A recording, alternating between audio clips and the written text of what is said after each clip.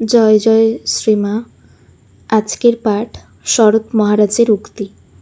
পূজনীয় শরৎ মহারাজ একদিন বললেন, স্বামীজি শেষ দিকে একদিন মাকে প্রণাম করে বলেছিলেন, মা, এইটুকু জানি তোমার আশীর্বাদে আমার মতো তোমার অনেক নরেনের উদ্ভব হবে, শত শত বিবেকানন্দ উদ্ভূত হবে, কিন্তু সেই সঙ্গে আরও জানি তোমার মতো মা এই জগতে একটি, আর দ্বিতীয় নেই।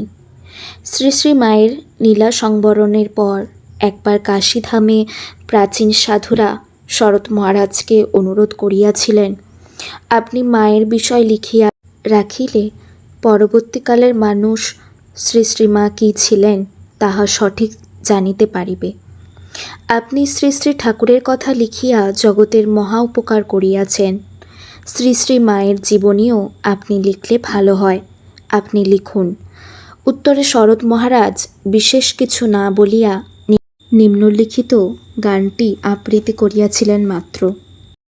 রঙ্গ দেখে রঙ্গময়ীর অবাক হয়েছি, হাসিব কি কাঁদিব তাই বসে ভাবিতেছি।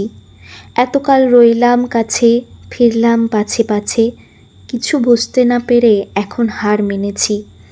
বিচিত্র তার ভবের খেলা, ভাঙেন গড়েন দুই বেলা, ঠিক যেন ছেলে খেলা, বুঝতে পেরেছি। জয় মা শ্রীমা।